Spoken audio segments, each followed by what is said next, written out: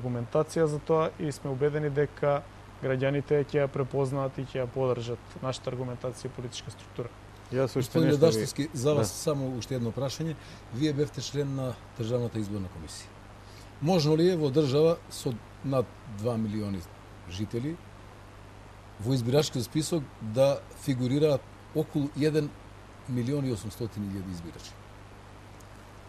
Како го коментирате тоа? Странците се чудат и овој изборен список ќе претрпи, треба ли да претрпи измени какви? Тоа беше нели забелешка на ОПСЕ на последните избори и ОПСЕ многу јасно рече дека преку 200.000 гласови непостоечки се во избирачкиот список, што мора да се смени.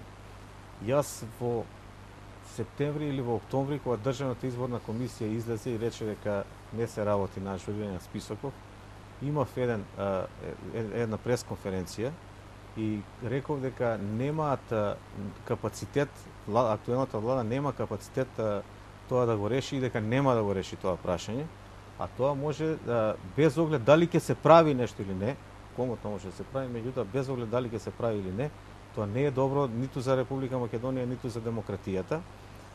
Јас дури на таа пресконференција понудив решение, бидејќи долго време се занимавам и во партија и надвор од партија со изборната проблематика и сум учествувал на повеќе европски и светски конференции во таа област, така што таму се нудат многу добри решенија.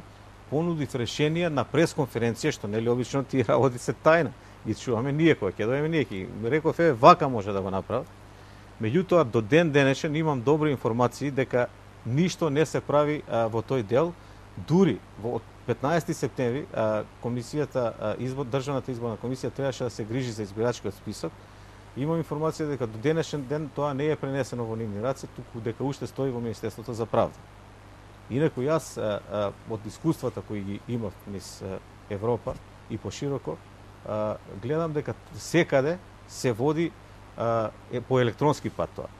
Значи, треба да се тоа многу лесно се случува и ние сега нели имаме биометриски лични карти и биометриски пасоши. Значи на таа база електронска можеме само да го надоградиме ова и да имаме извонреден список избирачки.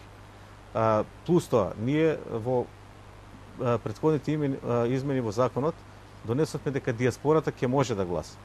Како што стои сега состојбата, бидејќи треба посебни избирачки списоци за диаспората, со 100% сигурност тврдам дека диаспората нема да може да гласа, затоа што треба посебни списоци да се направат кои не се направени. Значи ќе мораме повторно да го одложиме тоа гласање и овие 200.000 фантомски гласови ќе останат во списоците. Значи, дали тие ќе бидат од диаспората, дали ќе бидат веќе покојни, меѓутоа во средини каде што нема нели услови, тоа може да биде предмет на манипулација. На злоупотреба во планини, знаеме во Западна Македонија, нели едно време викаше меѓународната заедница во цела Македонија нема развиен, меѓутоа во последните два циклуси рекоа во северно-западна Македонија, особено, меѓутоа на последните избори па имаше во извештајот на општин дека и во Струмица имало гласање за повеќе лица и така натаму.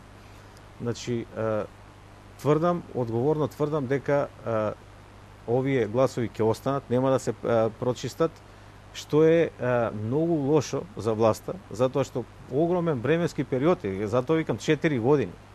Ние не можеме сега да викаме на секоја пресконференција, ама СДС кога беше СДС. СДС не биле добри, тоа го знаеме сите и тоа е факт. Меѓутоа 4 години сте на власт, луѓе. Што направите за 4 години? А уште 4 што ќе направите? Ќе викате дека пак СДС не е добар. Значи, состојбата е таква што дефинитивно овие избирачки списоци, ако утре има избори, ако во септември има избори или за 2 години, ние сега говориме тука што ќе биде ако има во септември. Меѓутоа ние како од аспект на опозиција сме спремни да почекаме 2 години, ќе зајакнеме уште повеќе. Ама ако власта ги направи за 2 години изборите, тогаш ќе биде проблем. Затоа што сега збориме дали ќе освои мнозинство или не. Тогаш ќе бидеме сигурни дека нема да освои мнозинство. Што би рекол Амди Байрам, ќе имаме излезно 108,15. Да. Господа, времето за ова емисија измина. Јас ви благодарам што бевте гостин во емисијата Плюс Минус на телевизија Нова. Благодариме и на вас. За поканата. Јас би сакал само уште на крај да дадам една информација до гледачите на ТВ Нова.